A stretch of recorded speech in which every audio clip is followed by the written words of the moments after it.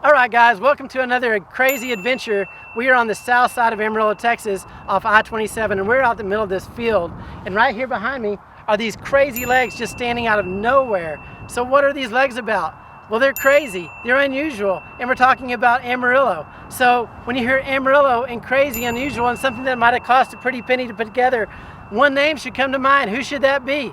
Drop it in the comments before I say it. Here it comes. 3, 2, 1. Stanley Marsh 3. That's correct. And who is Stanley Marsh 3? Again, in the comments before I say it. Here we go.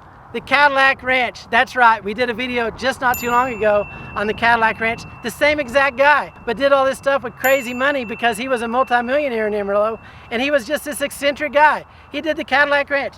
He did this, among other crazy things. And so this name is even harder to pronounce. I'm gonna leave this crazy duck right here that looks like an alien because this is just a crazy deal. Nobody's gonna swing by while I'm doing this. This thing is just traffic moving by. Nobody stops. It's just this crazy thing outside of town. So let's find out more about it, and I'm gonna do my best to name it. It is called Ozymandias on the plains. I think I nailed it. Let's find out more. Out in the Texas Panhandle, near Amarillo, you'll stumble across something bizarre. 2 giant legs standing alone in a field. No torso, no head, just legs. This roadside wonder is called Ozymandias on the plains. And it wasn't some random accident.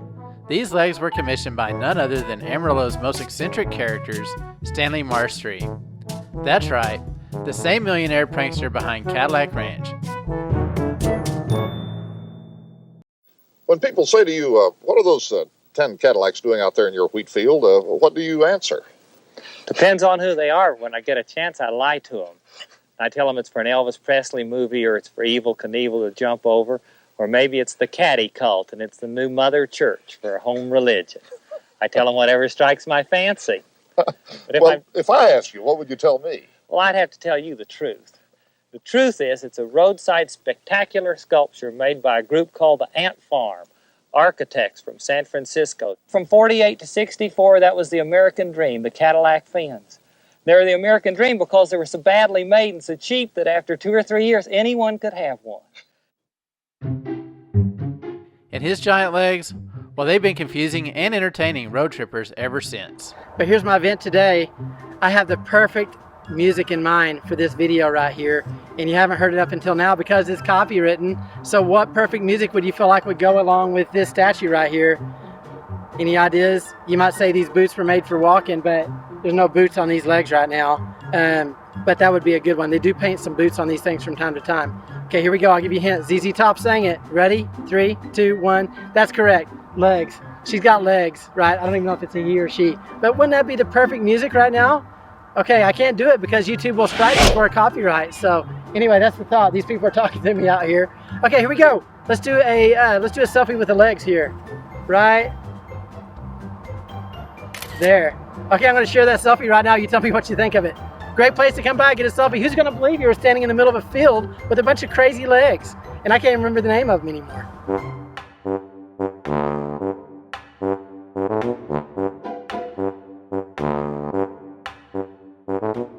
In 1996, Stanley Marsh III, the Amarillo millionaire who gave the world Cadillac Ranch, decided the Texas Panhandle needed something new.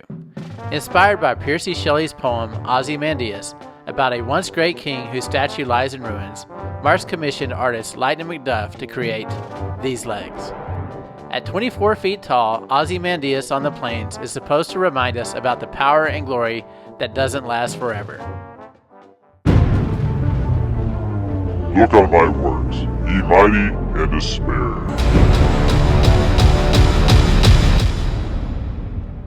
But let's be real. Most people just see giant legs in the middle of nowhere and say, what?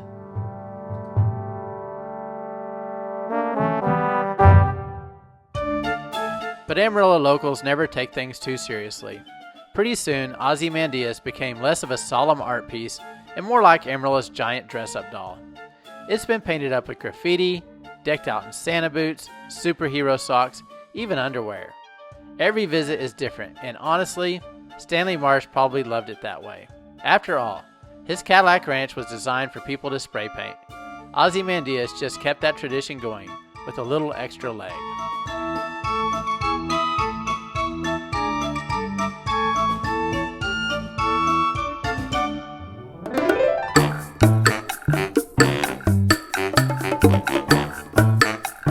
guys, sometimes my nerdy side shows up and I just need to share some nerdiness with you. You got a second for some nerdiness?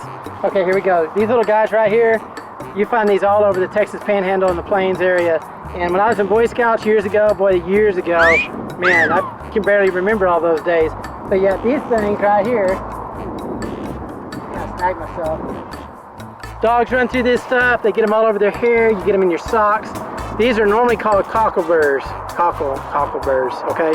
So these are the seeds to these cockleburr plants, and they kind of ride around on you and dogs, and they transplant to other places, and just to get to be a big old mess. They're not like stickers, but they still kind of, they're not fun to have. But what was the name we used to give them in Scouts? Anybody know? Did y'all have a weird name for these? So I'm gonna do the same thing I did at the intro. So if you know the name of these things, drop it in the comment, let me know you nailed it before I said it. These things were always called porcupine eggs, because they're really, really bristly, and we used to tell younger Scouts that these were what porcupines were born from. So yeah, kind of a cruel joke, but if anybody believed that, well, sorry on them. So anyway, so there's that. Okay, here we go. Ozymandias isn't an outlier. It's part of Amarillo's whole culture of big, weird, and interactive art. Cadillac Ranch, Stanley Marsh's crown jewel. 10 Cadillacs buried nose first in the dirt. Combine City, farm equipment stuck in the ground like robot dinosaurs. Route 66 through Amarillo, covered in neon murals and funky sculptures.